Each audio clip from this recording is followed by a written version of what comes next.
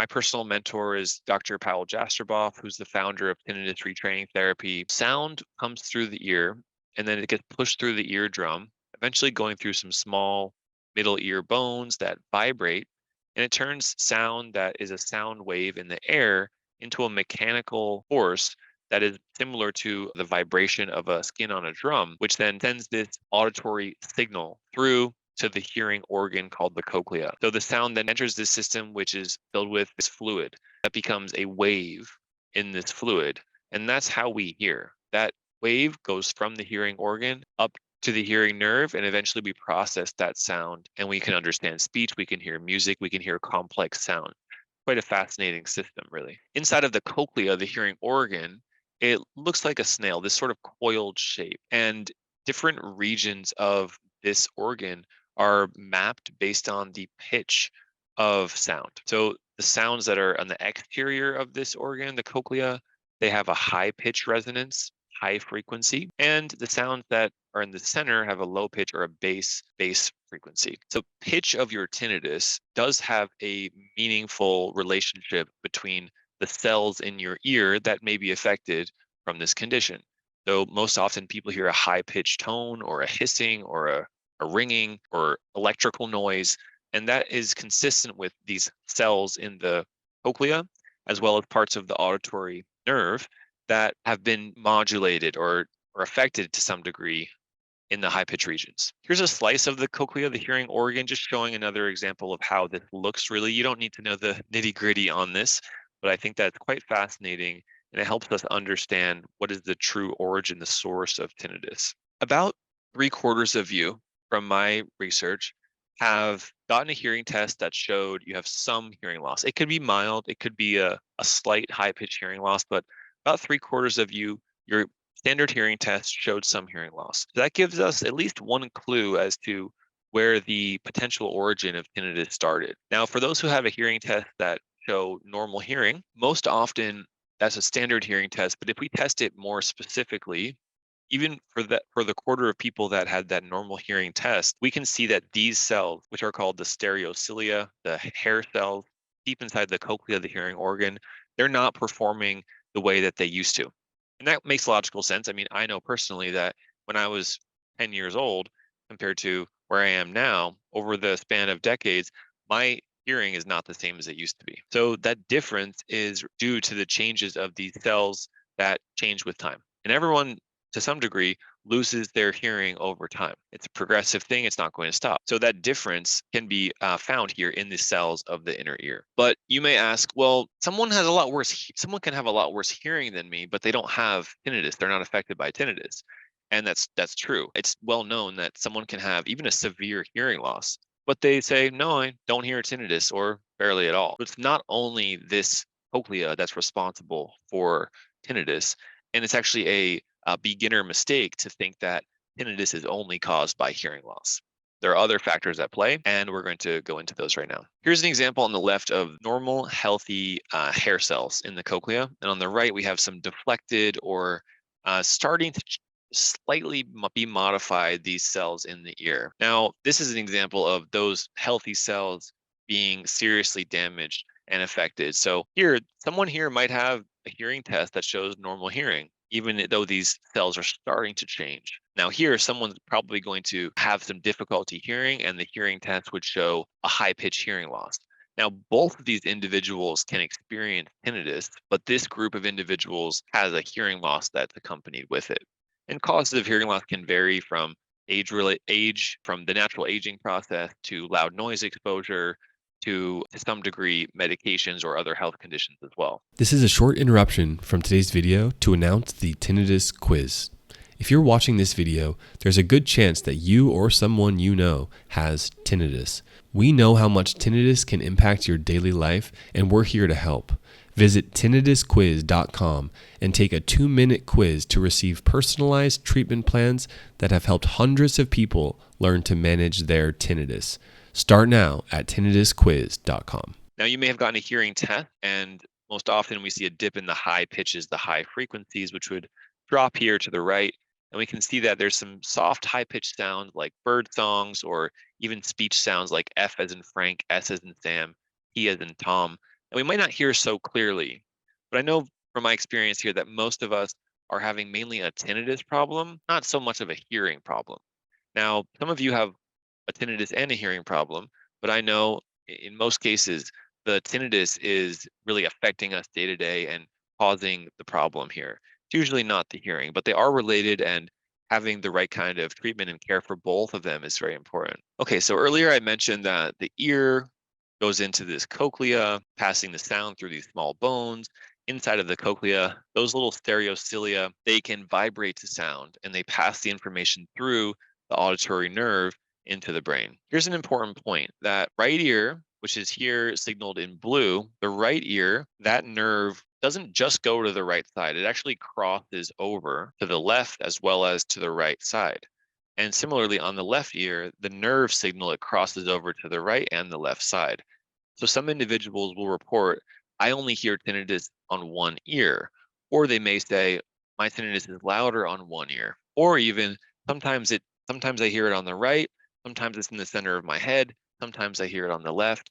And the nature of this is because the source of tinnitus are these neurons, these auditory cells in the brain, and often they have some right and some left hemisphere auditory signals going on. So using sound therapy through both ears is recommended for the treatment for this very reason. It's not recommended in a vast majority of cases to use just the device on one ear, even if you have tinnitus only in that ear.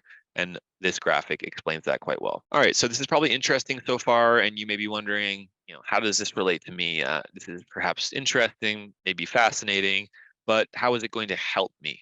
Okay, now we're getting into what I call the exciting part, where you just learned how changes to the ear, even very slight changes, can be recognized, can be even found on some specific tests. And that means that sounds coming in through the ears are not processing the same way as they used to. So that difference, that change, creates this sort of phantom sound. For example, the soft, high pitched sounds that you used to hear 30 years ago, but now don't, the brain recognizes that difference because there were certain cells in this midbrain. Their only job was to respond to these soft, high pitched sounds. But now, because of some changes to hearing, most often, the brain isn't hearing them. So those cells, what do? Well, they create this sort of phantom sound of tinnitus. And for many people, this is a very mild, subtle sound that we only hear in softer environments. Research has studied, take a group of 100 people with no problems with tinnitus, put them in a soundproof room, and ask them, what do you hear after 5 minutes? 90% of them came out saying, I was hearing ringing, I was hearing hissing, I was hearing some high-pitched sounds. They're essentially describing tinnitus because they were in a quiet enough place where their brain was creating this phantom sound. And just like when a military veteran may lose an arm, they can sometimes experience a phantom pain, a phantom limb painful experience, but they don't have any actual nerve information going into their system. It's because the brain makes up those pain receptors based on the information that's lost. It's not there anymore. Well, similar thing that can happen from the ear. Okay, so you may be understanding this so far and following along, but here's the important point: that this subtle phantom sound, which a lot of people have if they're in a quiet enough place, is recognized here in this part of the auditory system.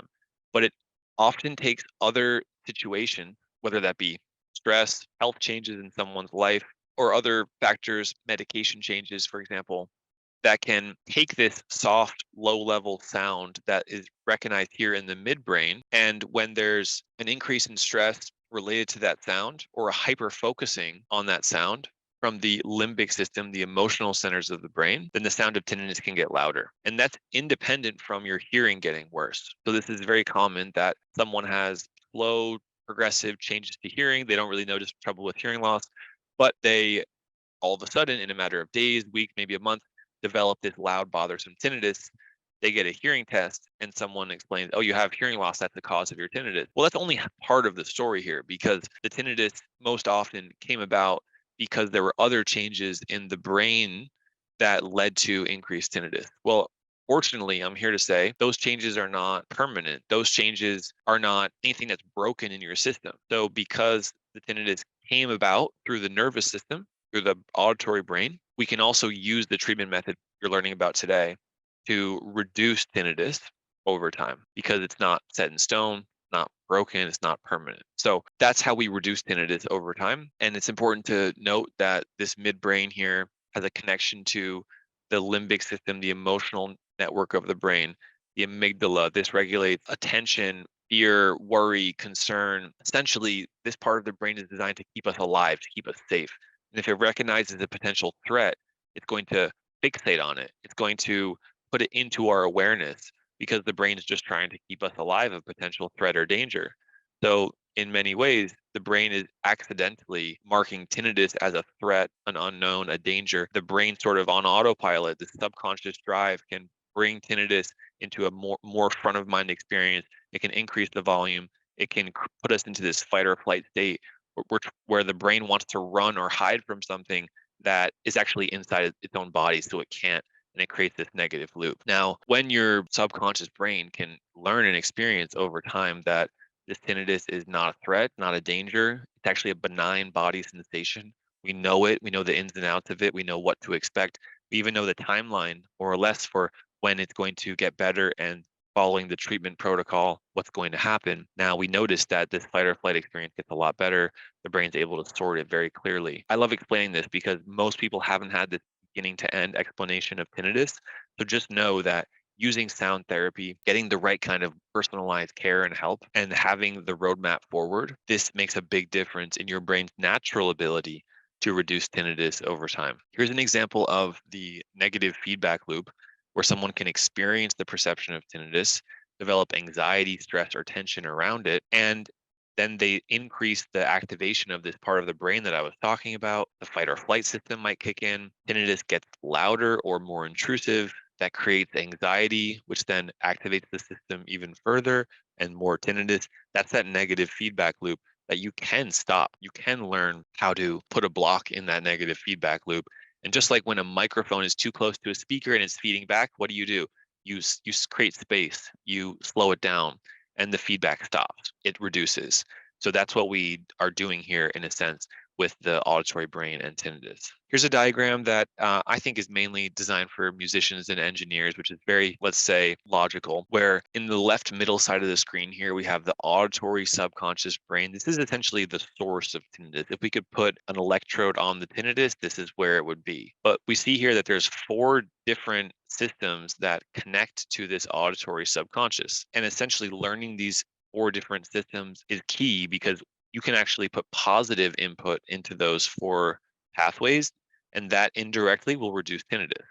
So on the bottom, we have the auditory periphery, and the way to have positive inputs there is using sound therapy. On the bottom right, we have the autonomic nervous system. The way to impact this system is with stress reduction, with focusing on your health, with getting good sleep. The limbic system, the emotions, what can positively impact this system is getting the right information, the right education on tinnitus, having the right kind of professional support, having the right roadmap and guidance forward. Finally, up top, we have attention, concentration.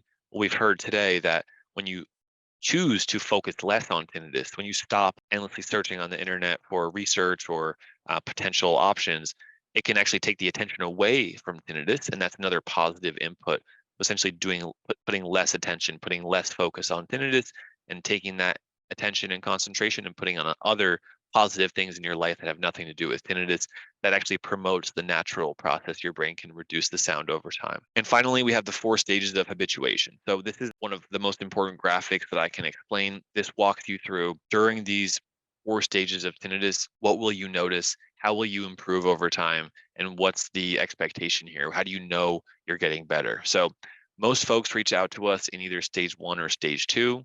And stage 1 has the highest awareness and annoyance of tinnitus throughout the day. Frequent worrying and anxiety, often accompanied by loss of sleep. We heard a lot about this today. There's many individuals who were reporting stage 1.